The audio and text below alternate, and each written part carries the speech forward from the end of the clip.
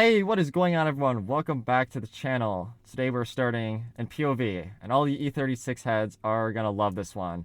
We're in what I'd like to call a Enthusiast Spec E36 M3. It has basically any mod you could possibly do to one of these cars. I'm gonna pull out my list here, some of which include the shrick camshafts. It has a built top end, different valves, valve springs, retainers, ported head, the lot. M50 manifold, the modified Turner tune, 7200 RPM rev limit, Turner Euro M3 oil filter housing, Euro M3 oil cooler, paired with the Euro M3 cluster and a working oil temp gauge. Underdrive pulleys, E46 M3 6-speed manual, paired with an automatic E36 M3, 338 diff ratio, etc., etc. Exhaust mods are Supersprint headers, factory mid-pipe finish out a Dinan rear section, which makes a gorgeous sound we will hear shortly. We're also rocking the Dinan suspension kit, which is custom valve Kline shocks with a modified I-box spring, rebuilt M3 brakes with PFC 08 pad, brake cooling ducts, TC Kline camber arms to the rear, ground control camber plates up front, UUC poly subframe mounts, and much more going on in the suspension. Cosmetically, we have the Motorsport door handles, Lux Pack door cards, a 3-spoke steering wheel, which is actually in really good shape. Basically, just anything you could do to one of these cars. But we all want to see this car drive, and the owner has been nice enough to let us go take this for a rip. So let's go do that.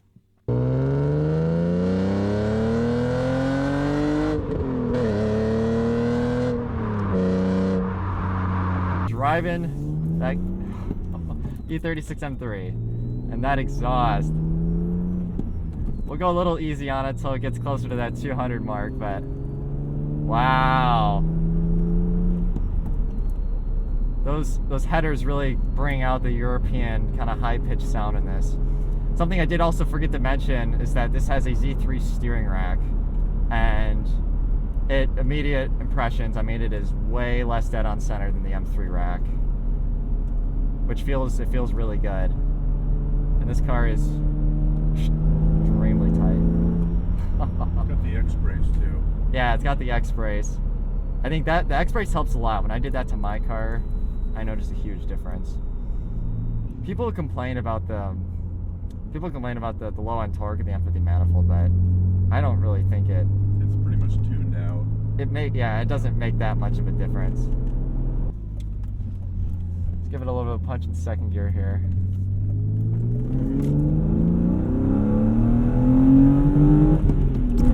Oh.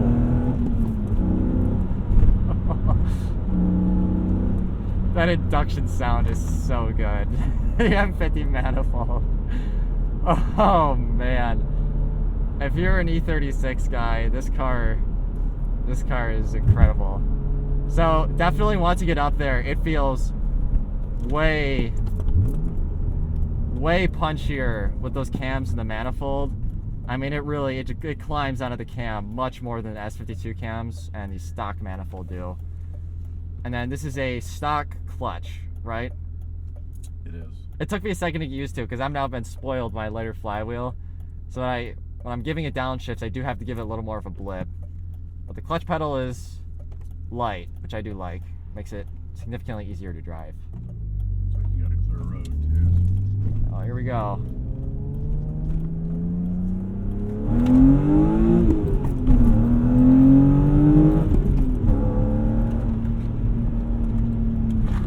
Ooh. This will be right-hander up here. All the way up there? Yep.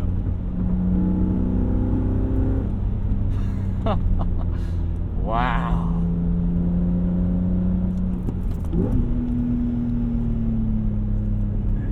Take it at 50. Easy enough.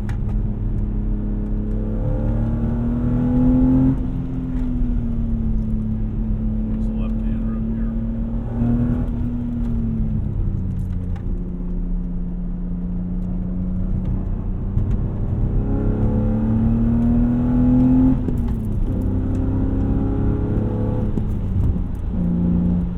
Wow. Up top, the power is so much more than the stock S52.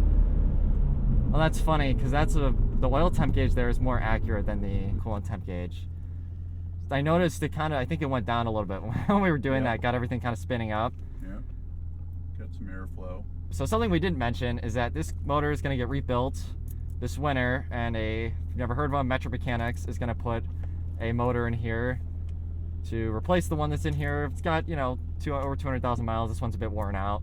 So just kind of refresh it, do something cool with it, do a little NA build. We can see the difference after that's done. I bet that'll really, no. Couldn't see the lights.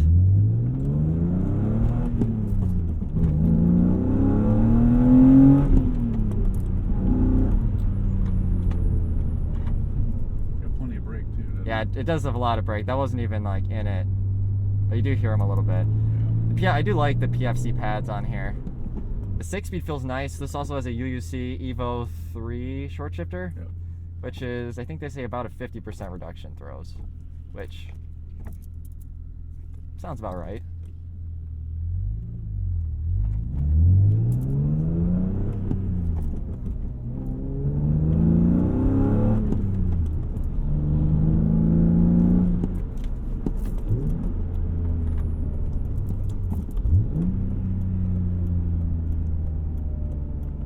The Dinan spring kit on this car rides like stock. It's got a stock ride, but it handles significantly better than the stock one. There's way less body roll, and I'm sure a big part of that's also the urethane and the alignment, but it's got a stock-like feel, and it's not very compromising, but it also lowers it and kind of gives you more of that performance you're looking for, which I really like. Pair that with the Z3 rack, which, once again, 0 dead on center. It makes this a really fantastic car to drive.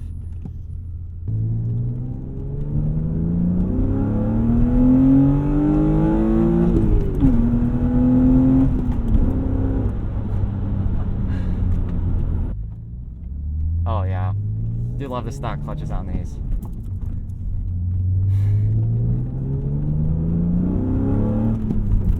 Yeah, right at 4, you feel that pull.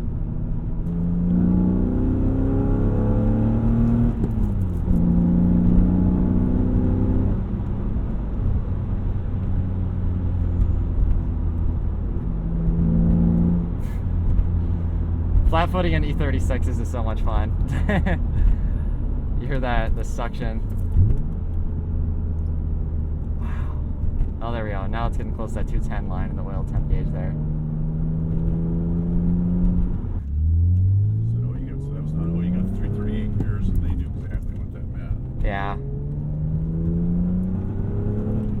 don't know what that guy in the truck's about to try and do.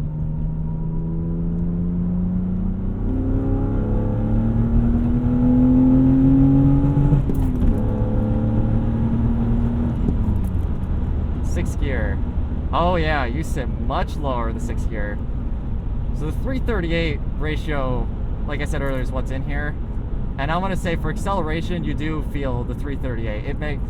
It's about a 5-6% difference, but it feels, I can tell definitely with my car, and especially this one, it feels more than 5% faster.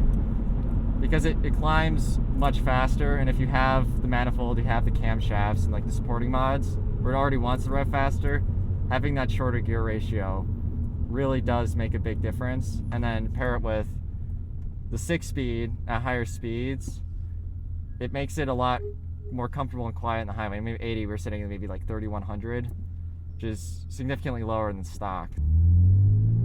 Well, you said you still get pretty good gas mileage in this thing, right?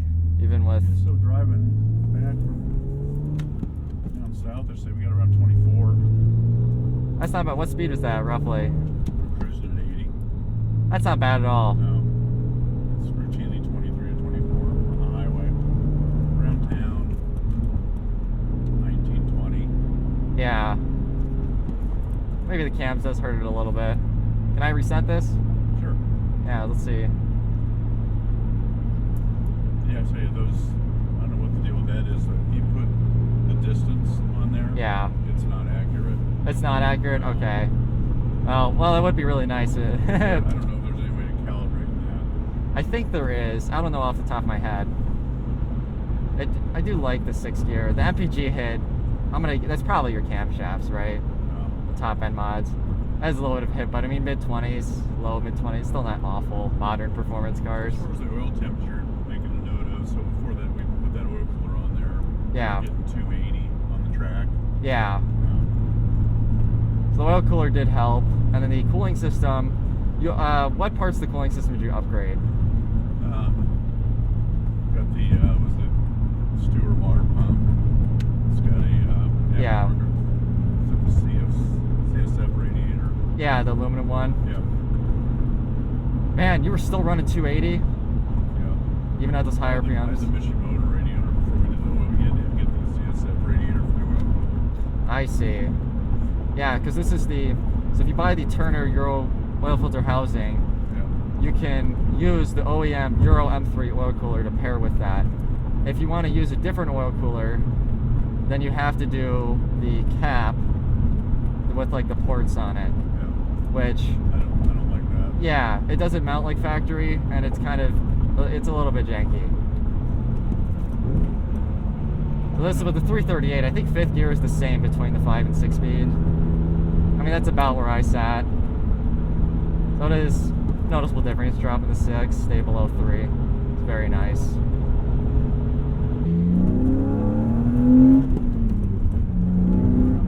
Yeah.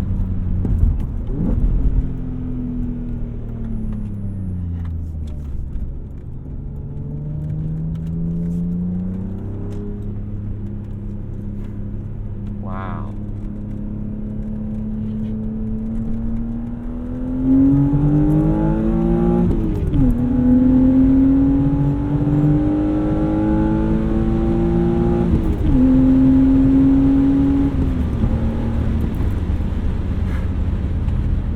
This thing is properly fast.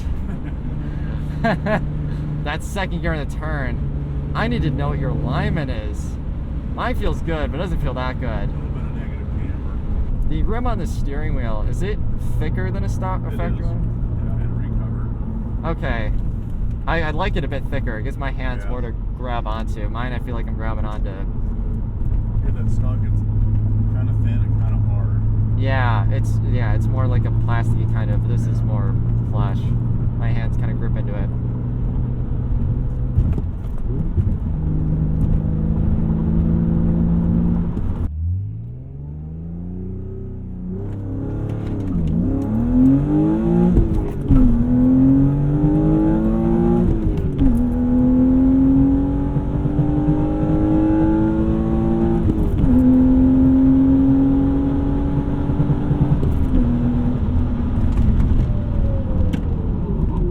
Wow, those brake pads.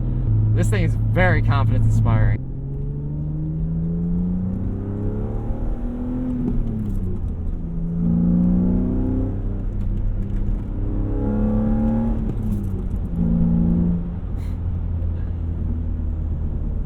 Fun, huh? It is a lot of fun. If you just want E36 M3 with more power, this is not how you go about it. But in my opinion, this is a... I mean, I haven't driven a turbocharged one yet, but this is a load of fun. And the exhaust isn't too droney either. Honestly, my Rogue Engineering muffler drones more than this Dinan muffler with the headers. Oh, here we go.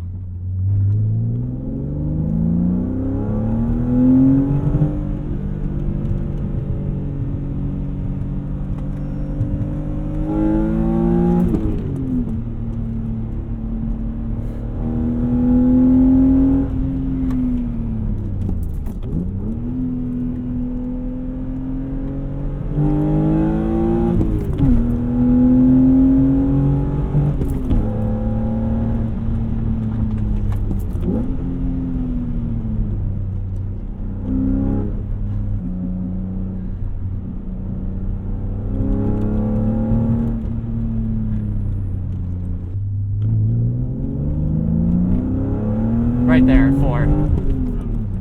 Yeah.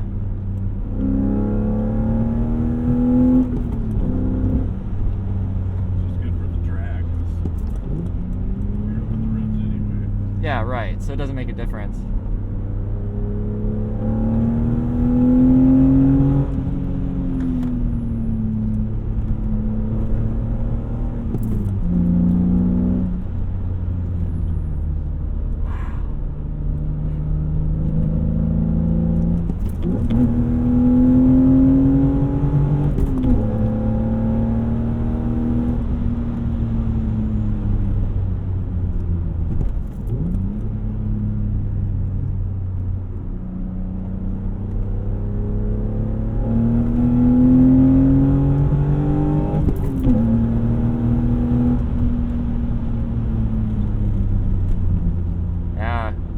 top, this thing loves to sing. It is way more rev happy than a stock S52, that's for sure.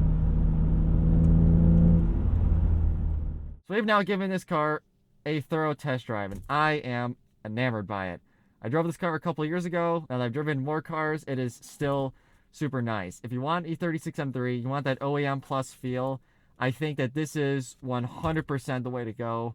It is just better than the E36 M3 in all the little ways. It kind of picks up the car, and all the ways the stock car is lacking. Cams really have more power up top paired with the ported head and the other top end goodies to make it really fun. The 6-speed is amazing on the highway. You sit much lower. The car just feels a lot happier. It's just a very nice car to drive. As I mentioned earlier, this car is getting a built motor this winter. It is getting a metric mechanics motor, which I will spare you all the goodies, but it's supposed to make, I think the package he's going with is around 300-ish horsepower, and it's going to raise the rev limit to like 7,700.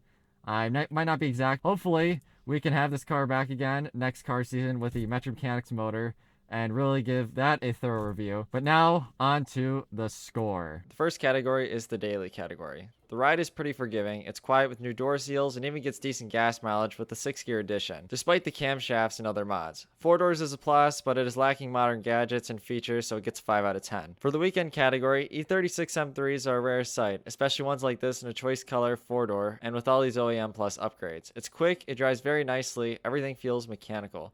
The car just generally gives you good driver's feedback, which makes it very engaging. Even just going down the road, this car feels like an event, but it's not too compromising to the point where you need to plan to take it out. In that regard, I would say it's a modern classic, so it gets a 7 out of 10. Moving on to the should you buy it score, I'm going to go conservative and give this a 5.5 out of 10. I'd love to score it higher, but truthfully, this is only interesting to the right people. Those that know what it is and everything that went into it will agree. This totals us up to 17.5, putting it here on our list. You will notice 2 additions. Those are cars I did prior to the score system and have been added. Our closest comparison would have to be the track E46 M3 and stock E36 M3. This car is more livable and rare than the E46 M3, but E36s don't carry the same widespread cool factor. For that reason, it scores slightly lower in the weekend category. The owner of this car tracks it, goes to car shows, and takes road trips in it. It's a car that can do anything you want it to, and in style. Feels like